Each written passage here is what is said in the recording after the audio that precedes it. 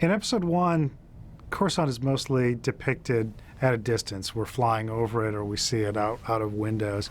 And in episode 2, George wanted to get down to street level. It started with this big, aerial car chase where we start to go down to the street. We start to see, okay, well, this is what the rest of Coruscant, the inhabitants, what do they do? And you start to get a hint of, okay, well, there's much more to this than just the governmental planet. The chase begins in the new city where the buildings are much taller and more modern.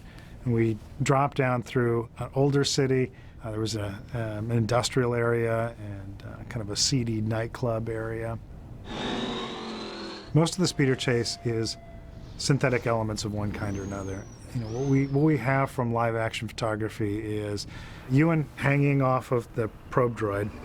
We have Anakin in the yellow speeder, and then he catches up with Obi-Wan. We have Zam Wessel in her speeder. And that's about it for set pieces until the crash. When the speeder crashes, we had a little bit of a street scene set piece, and then the entrance to the nightclub. She went into the club, Master. The design challenge there was to try something, kind of a spin on the cantina sequence from the original Star Wars, and then see what we can do with it. And instead of making it so chaotic and sort of really kind of interesting in a seedy way that we saw on Tatooine, we wanted to take the approach that, okay, well, this is a festive place. This is still, a place where, young people go and celebrate and stuff, and you have all this intrigue going around it. And so we, of course, filled it with color and sound and music. That set was under construction for probably 6 or 8 weeks, gradually building it up. Took quite a while to get it to its shootable state. And we shot on it for, I think it was less than a whole day. I think it was about 2/3 of a day. And then the next day they were tearing it all apart. Large parts of it were going into the dumpster. And it just seems like such a tragic thing, so much effort goes into those sets. But we needed that space to put the next set in. Dexter's Diner is a perfect example of where we took iconic American images and then pulled it together, for a real important story point. It was a really fun thing because George wanted literally a diner, and he knew exactly what he wanted. Some of the earlier designs were quite expansive. We had circular ones, we had seating in different arrangements, but it all became a little bit too exotic. They're not the classic American diner that we're all familiar with. And so we actually went very simple and just literally took the original design of what we would see in a diner and then just modified it a little bit, put in a couple robots, set it at the bottom of this gigantic street on Coruscant, and you had this fantastic environment. The Jedi Library was a really fun challenge in the sense that, how do you create this information resource for all of the Republic? Basically, this is where every piece of information is stored.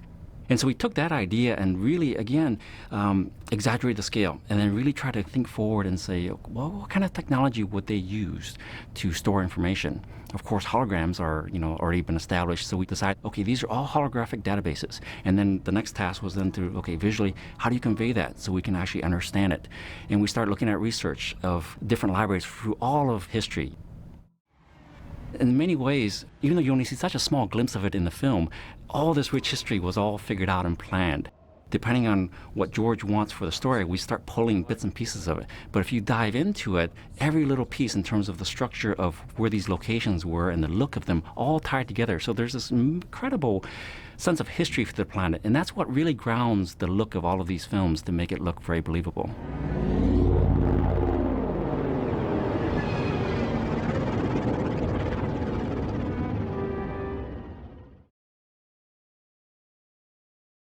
The first movie I ever saw in the cinema could possibly have been Star Wars Episode 4. And I went to see it with my brother after school one day. We were going through I lived in a town called Crieff, and my mum and dad were taking us to a big town in Scotland called Glasgow.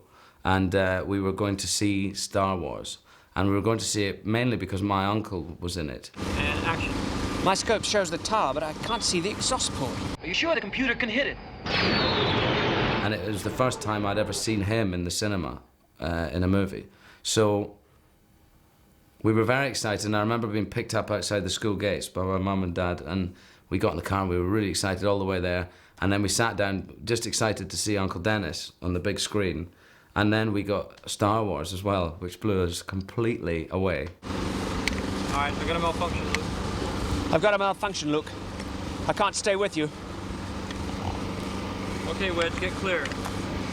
Sorry. Now Let him go. Stay on the leader. So that was my first ever film, and I was 6.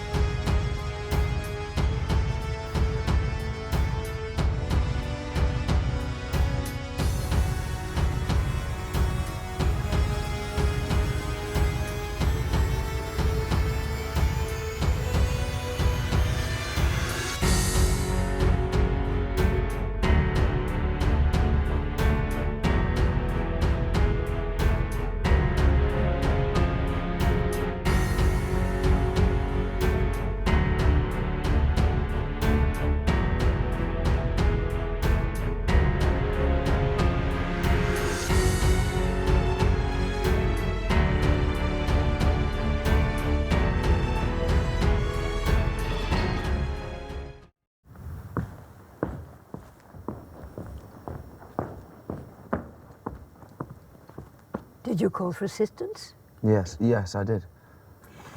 He has a very powerful face, doesn't he?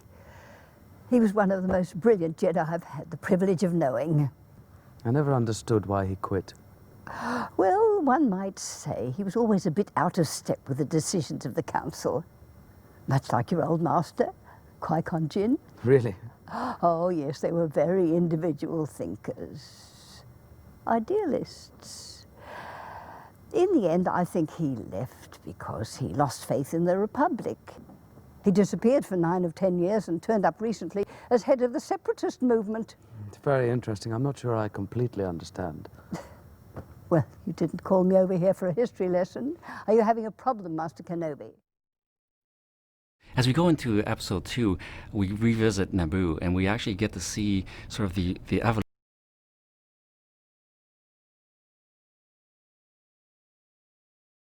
evolution of the planet, and it was key to the story because this is where Anakin and Padme really start to form their relationship. And it was really interesting in the sense that, all the other planets, we start to hint at a little bit of the mystery and the darkness. On Naboo, we actually want to exaggerate sort of the romance and the beauty and the light to contrast what was starting to happen in the rest of the Star Wars universe. There's a dangerous trap in how do you create an incredible paradise, because everybody has a different idea of what that could be. And one of our goals was to really ground it into something that we're very familiar with. Of course, nature is an obvious one because everybody loves nature, hopefully. And then how do you build enough architecture in there so that everything looks like it's in harmony? And so we decided to create architecture that was really perfectly situated into the natural surroundings. And Lake Como in Italy was actually a really good foundation for that because it's a beautiful resort, a beautiful place to visit for vacations. And we just basically took that idea of that lake and then exaggerated it on a planetary scale, and that becomes the new Naboo. One of the environments on Naboo that we exaggerated the lighting and the architecture to make it more romantic is the Queen's Palace, her sort of secret retreat where she and Anakin actually start to fall in love. And what we did there was we really started to create a visual look with the lighting so that it's always idyllic. It's always afternoon light. It's always perfect. You get a sense that it never thunderstorms on Naboo in this part of the world, that everything is always perfect. The lighting is always ideal. That's beautiful. That was one way to do it. The other one was to take the color palette of the flowers that we see around there and really just amp them up so everything was in full bloom, everything was in spring. And it's all these little subtle visual cues that you start to think that, okay, this planet is pretty special. I mean, it really represents paradise in that sense. And then these are Naboo buses. I like this one. One of the really interesting design challenges for Naboo was how do you merge technology with this very beautiful, peaceful society? The minute you start introducing vehicles and other high-tech things into a very naturalistic setting, there's a tendency to transform the environment into something dark, just by the nature of what it is.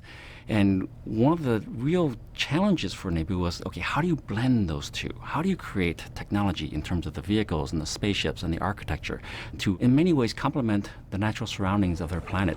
And we went back and decided to treat everything as jewelry almost as artwork. So every little piece, every little detail in terms of the door frames, the doorknobs, all the way up to spaceships, everything was treated with the care of an artist in terms of everything being designed and handcrafted, hand-built, hand-lovingly manufactured. And that kind of gave it the perfect blend where you actually saw beautiful trees and this technology that actually became art. And so it was really blending art with nature. And that was one way to overcome sort of the dangers of how do you make a society very believable and yet without turning too dark.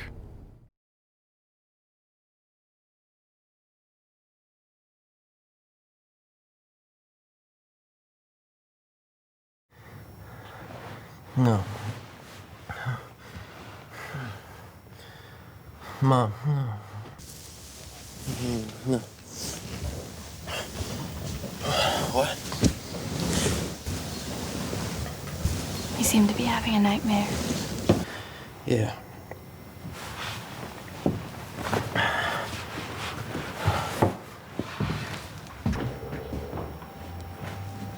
You're dreaming about your mother, weren't you? I left Tatooine so long ago that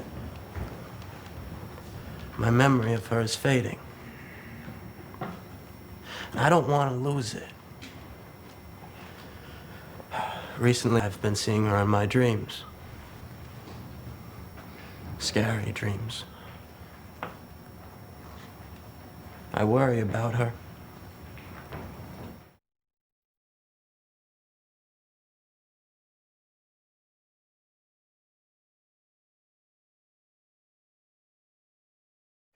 I sometimes wish that I'd travel more, but I must say I'm very happy here. Padme tells me you teach at the university. Yeah. Before that, I was a builder. I also worked for a freedom relief movement, but I was very young. So tell me, son, how serious is this thing? How much danger is my daughter really in? There have been 2 attempts on her life. Chances are there'll be more. My master's tracking down the assassins. I'm sure he'll find out who they are. The situation won't last long. He's back! Anakin's back! We're in the middle of the desert. I've been here about 5 or 6 times before, this particular spot. Everything is exactly the same because a lot of this stuff was just left and it hasn't, it was still here. I mean, one of the interesting things of, designing worlds that kind of have a story arc over 3 films over a span of, 20 plus years is really figure out, okay, how do you make the designs work? And in episode 2, when Anakin goes back to visit his home, the design of the architecture and the homestead all look exactly the same, but you have to give it a little bit of sense that time has passed, history has happened. And we did that by just, slightly altering stuff. So, for instance, when you go back and visit Watto's shop, it's not exactly the same environment, but you still have the same sense of history because when you go back, you are, in some ways, seeing the evolution of the planet as well.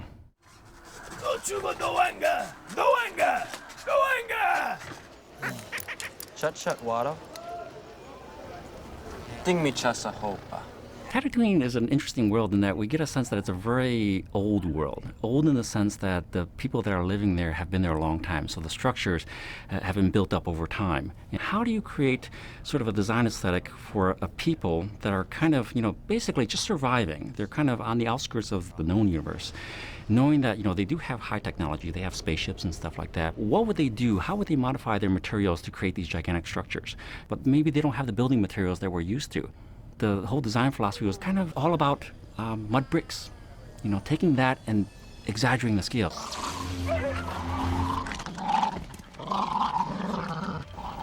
And we're set. And action! Jamel, Adam. Yeah, okay. Okay, once more. One of the really fun design challenges was the Tusken Raiders. We were exposed to some of that in episode 4, but we didn't quite see, what they were about, their homestead and stuff like that. In episode 2, we actually got to go and really explore what they were in terms of their camp. And the design brief from George was that, these are, of course, nomads. They roam the desert. And the challenge was to really, how do you create sort of architecture and buildings and homes and stuff that kind of fit that lifestyle.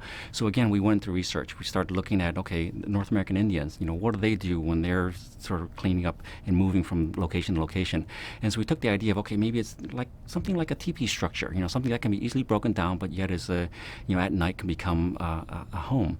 And so we started looking at that and started saying, okay, well, how can we take advantage of the exotic life that's on Tatooine? There's some of these gigantic creatures, and we thought, well, instead of wood for the teepees, how about if there were giant tusks? And that started to create this weird dome-like shape that then we put animal skin on top of it. And by creating these teepee structures with these giant, enormous tusks, it started to create this very iconic image of teeth and flesh, and it was perfectly suited for what the Tusken Raiders were all about, because they were very aggressive, savage people. And so design works beautifully when you can have those elements imbued in the visual in addition to sort of the bigger scheme of, how does it actually work? When we saw Tatooine on episode 2, it was really well done. I mean, again, for me, being such a Star Wars fan, I love playing in this universe, and to see more and more of that get on the screen is a real joy. Hello. How might I be of service? I am C. 3PO. Oh, the Maker. Oh, Master Annie. I knew you would return.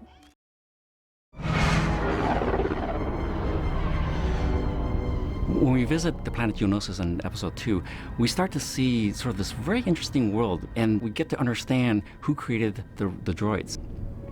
And it was really a fascinating idea from George, where you have these very high-tech robots, and yet they're being created by a very primitive race.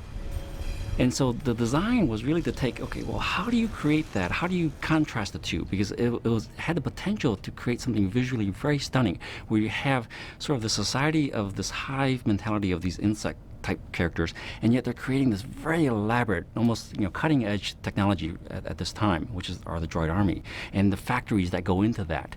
We wanted this sense of chaos with the droid factory. Again, there was a really good pre-visualization that existed for that, but it had been cut up and rearranged in the editing process, and it kind of was a little bit confusing what was going on. So we actually took a group of our artists and we went to see a car factory here in the San Francisco Bay Area, and we also went to a foundry over in the East Bay to take a lot of references and textures and photographs of real-looking stuff. A lot of the machinery and the conveyor belts that they're on are all computer graphics, but a lot of the world of the factory, all the distant things, are big miniatures that we made. Again, just trying to mix it up. The combination of all these real textures that we'd shot and then trying to plan, exactly what is going on here and what is really happening was all aimed to try and make it sort of feel a bit more real to the audience watching. Our foundation is always research. We went and looked at all these different kinds of insect dwellings, ants, termites, and see what they would build. And all we do is we take that and exaggerate the scale. And so we really, for the Geonosans, we took the idea of termite dwellings and then started to really grow them in a way that was really fantastic and changing the scale quite a bit. And then what you do from there is then you start adding in bits of high technology. Like, for instance, the conference room of the Geonosans, where you see their high-tech war room. Everything's very organic on the outside. It's all like mud and rock. And it's the simplicity of merging those two iconic images that make the design very successful. We're visiting a planet we've never seen before, so there's a little more freedom to kind of go off to create something interesting and different. There's another big set piece, which is the big arena battle, the execution arena, where we see all these crazy creatures and monsters try to eat our heroes. And then the Jedi show up and a big battle ensues. We have thousands of droids, hundreds of Jedi battling them. The Geonosans flee. The clone troopers show up. It's a giant free-for-all. I'd taken some maps of this area and I drew a little diagram of what I thought the Battle of Geonosis would look like. So this happens here, this happens here, this happens here. I used that with the maps to say, okay, here's where I'm going to shoot this part of the battle and here's where I'm going to shoot that part of the battle. It worked out pretty well. I mean, there was great previs, and I really felt like, one of the satisfying parts of the experience was the previs guys, when they started seeing the shots, were just so happy with what we were coming up with.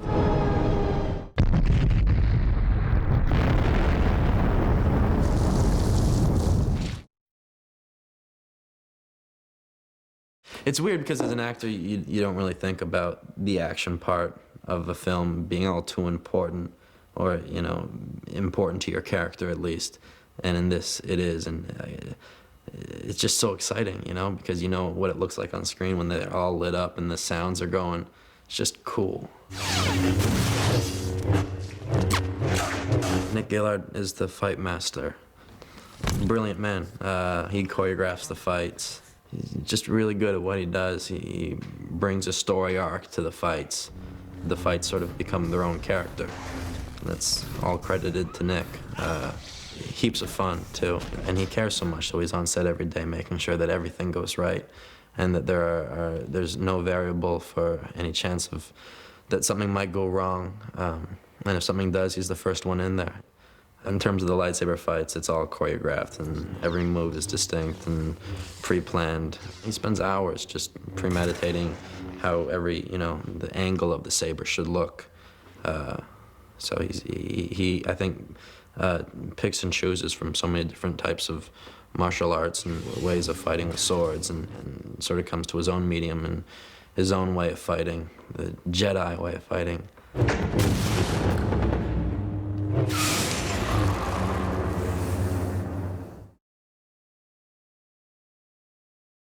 Somebody asked me, I can't remember when, they said, what's it like when you work in front of a blue screen, you don't see anything, and there's nothing behind the camera, and you're not getting anything coming back from behind the camera, because there isn't anything there. And I said, oh, I've often had that experience with a lot of my colleagues.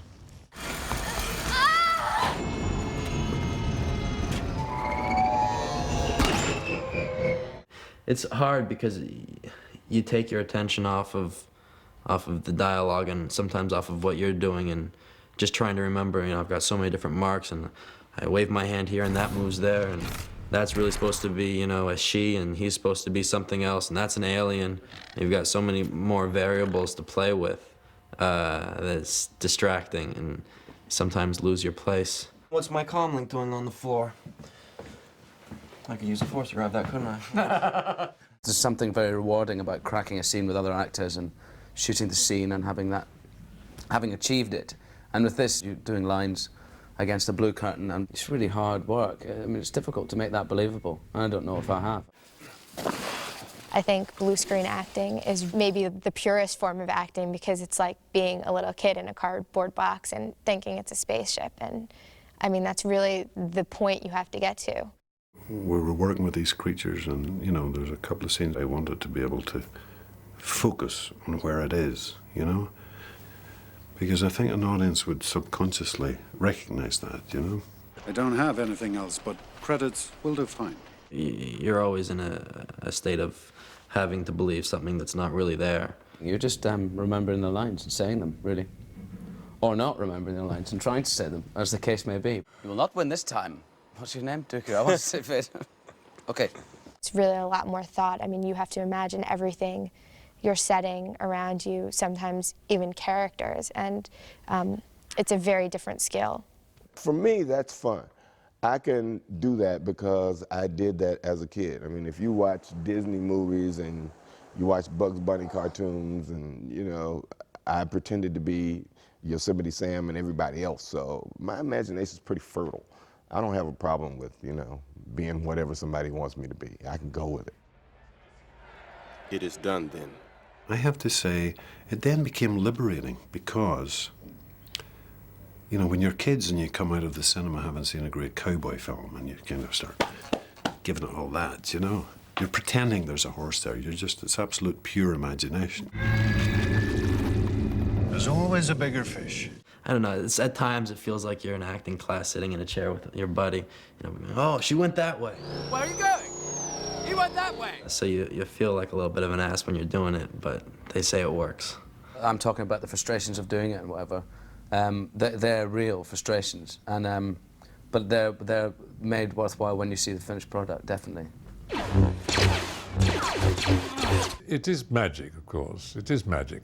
Magic can be created in many ways, obviously, and it's like a conjurer goes in front of an audience and says, look, Nothing up this sleeve, nothing up that sleeve. Now, come with me into my magic world.